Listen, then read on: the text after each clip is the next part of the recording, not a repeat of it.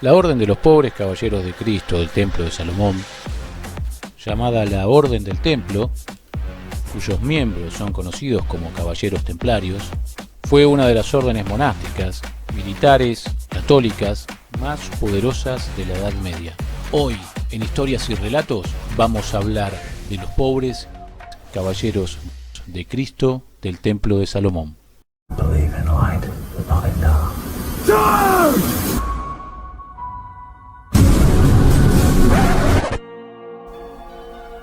La Orden del Templo o del Temple, cuyos miembros son conocidos como Caballeros Templarios, fue una de las más poderosas órdenes militares de la Edad Media y se mantuvo activa durante algo menos de 2 siglos.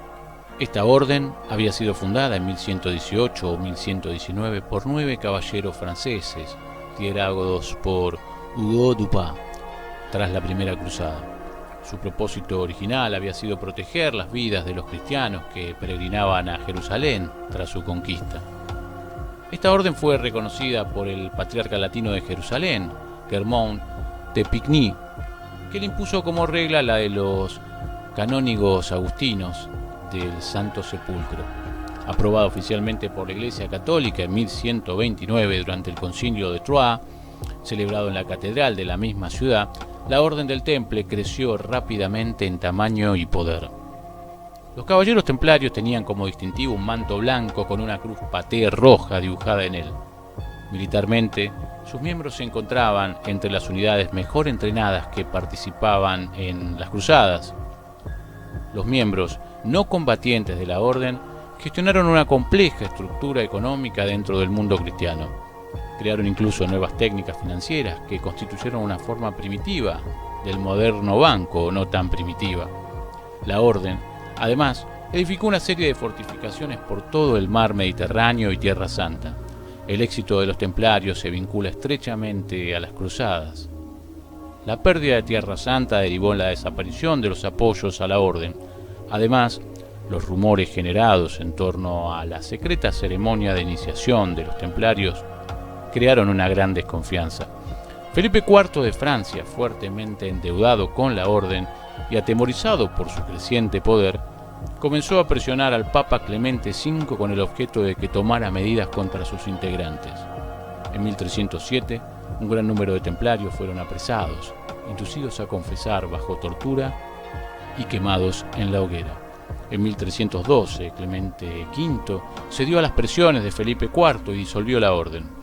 Su abrupta erradicación dio lugar a especulaciones y leyendas que han mantenido vivo hasta nuestros días el nombre de los Caballeros Templarios. Y para hablar de templarios, nada mejor que escucharlo a Héctor Francisco. Héctor, sin perjuicio de lo que se conoce respecto de los templarios, ¿no? Con motivo de las cruzadas y demás. ¿Cuánto hay de mito, cuánto hay de verdad, cuánto hay de mentira respecto a esta orden, ¿no? Esta orden de caballería? Hola Roberto. Efectivamente, hay una cantidad de mitos que han despertado a lo largo de la historia los templarios, que tienen que ver un poco por lo relativamente poco que sabemos de muchas cuestiones de funcionamiento interno y de sus creencias y de su organización, pero también los templarios, por lo menos desde el siglo XVIII, se han convertido en una especie de mito que para muchos grupos esotéricos de distinta procedencia han disparado un montón de fantasías, generalmente partiendo de algunos pocos datos muy mal conocidos. Por ejemplo, la relación de los templarios con los cátaros, por ejemplo, que tienen que ver sobre todo con, no tanto con datos específicos ni puntuales, sino con algunas pocas analogías que existen entre los templarios y los cátaros, sobre todo en el famoso sello de los templarios, que tiene esos 2 caballeros compartiendo el caballo, cierta simbología que se supone es de origen gnóstico, o por ahí el mismo origen occitano de muchos templarios, y que los vincularían con los cátaros. O también la más conocida con los masones, esa leyenda construida en el siglo XVIII que vinculaba la masonería con los templarios, sobre todo para grupos dentro de la masonería escocesa y después trasplantada a Francia, que veía en el origen de los gremios medievales un origen demasiado humilde, entonces había que buscarle un origen mucho más noble, entonces se hablaba de los templarios, pero muchas veces acá hay que enfatizar esto, que nosotros ignoremos un montón de cosas no quiere decir que atrás haya un misterio, simplemente es el hecho de nuestra ignorancia. A partir de ahí la ignorancia dispara la fantasía y la fantasía, bueno, puede ir a cualquier lado, ¿no?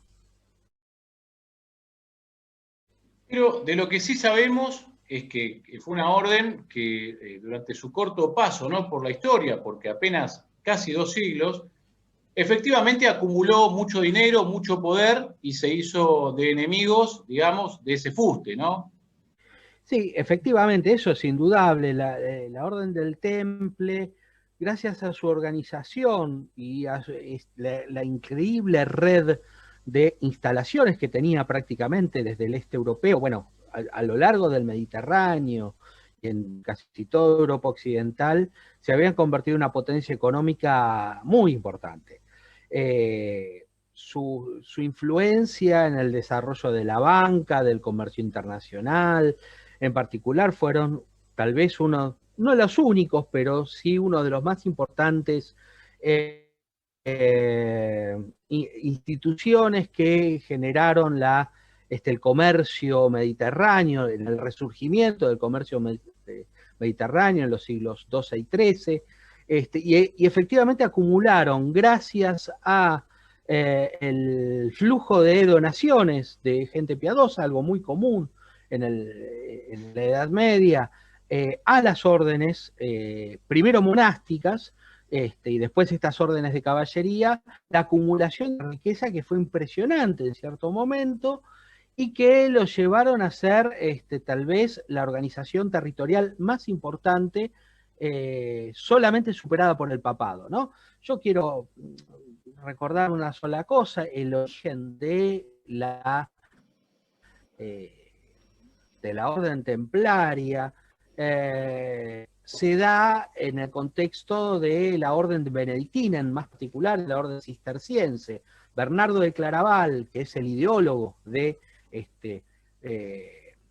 la orden del Temple, el tipo que incluso redacta su regla, copiada de la regla cisterciense, y que es a su vez una derivación de la orden benedictina, sobre todo tomando el modelo de la abadía de Cluny, que es importantísimo porque son los tipos que crean, y hablando un poquito en lenguaje, permitime, Roberto, el lenguaje coloquial, la idea de las sucursales, ¿no? La abadía de Cluny es una abadía que rompe con la tradición benedictina de autonomía de las abadías y crea filiales territoriales. Entonces lo que crea, y esto es interesantísimo, más que, por lo menos desde mi punto de vista, mucho más interesante que los supuestos misterios atrás de la orden del Temple, son un antecedente del Estado moderno, porque crean la idea de territorialidad, ¿no?, de control territorial. Bueno, eso lo hace primero la abadía de Cluny y después se traslada al papado, y en el papado con la orden del Temple. Y eso es la base central de su poder económico y de su poder político también, porque van a ser, la orden va a plantarse de igual a igual con cualquier monarca europeo. Bueno, al respecto de lo que decís, hay que tener en cuenta que para los siglos XII y XIII, este sistema de los templarios en la Europa mediterránea, sobre todo, permitía a un peregrino que salía de París, ¿no?, o de Occitania, no tener que cargar con una pesada bolsa de oro a cambio de un papel, una letra de cambio, ¿no?, para ser luego cobrada, por ejemplo, en Jerusalén, ¿no?, nada más y nada menos. las bases del comercio, sobre todo internacional, que van a pervivir hasta casi esta fecha, ¿no? Porque nada más y nada menos, el origen casi de la banca y el crédito y de la fe. Y dignos antecedentes de nuestros bancos modernos, porque como vos decís, con la famosa letra de crédito, en donde como vos decís, un peregrino irlandés puede llegar relativamente a salvo a Jerusalén con su plata intacta, con un papelito, perdón, ¿no? Un papel, un documento que se puede cobrar en cualquier lugar de Europa donde haya una encomienda templaria, y que son los creadores de, porque esto no es gratis, de los cargos financieros, digamos, ¿no? La base de su economía no es porque sean unos filántropos, sino porque eso les genera amplias ganancias, porque lo azaroso del viaje, ¿no? O sea, las distancias y la complicación que llevaba las comunicaciones generaba esta posibilidad de que, bueno, son los riesgos son muchos y por eso los costos son muy altos. ¿Se podría aseverar que la Iglesia Católica se opone a la generación de intereses, tanto en préstamos que puedan ser llevados por judíos como por los propios templarios? ¿O es un mito? Y no es un mito. Desde la teología cristiana, desde la teología escolástica, sobre todo medieval, la venta del tiempo que solamente pertenece a Dios es un pecado. O sea, no se puede vender el tiempo, ¿no? Que es el interés. En última instancia, ¿qué es el interés? Vender tiempo. Entonces, en ese sentido, la Iglesia Católica, de nuevo, a ver, nosotros usamos la Iglesia Católica como si fuera una entidad con una voluntad única y que no tuviera matices. Bueno, un sector de la teología católica tiene muy en claro que la usura, que la venta de interés o que el interés es un pecado, pero que el principal usurero de Europa es la Iglesia Católica, y los templarios no dejan de ser eso también, ¿no? Y después podrán disparar de nuevo todos los prejuicios, que es muy interesante porque la idea vos mencionaste a los judíos, la idea del judío prestamista, avaro, el usurero judío, el Shylock de Shakespeare, el mercader. Es el mercader de Venecia, es una imagen tardía de la Edad Media, ¿no? Es una imagen que se va forjando siglo XIII, XIV, no es que exista antes. Y eso tiene que ver en la medida que los judíos son excluidos sistemáticamente de formas más tradicionales de vinculación social, como puede ser, por ejemplo, los judíos no pueden, en la Europa cristiana, no tienen acceso a la tierra, ya que no pueden entrar ni en las relaciones feudo-vasalláticas ni en las relaciones de servidumbre. Entonces, los judíos son expulsados hacia otro tipo de ocupaciones que no implican la imagen del judío usurero. Si llegaste hasta acá, no te vayas a perder la segunda parte.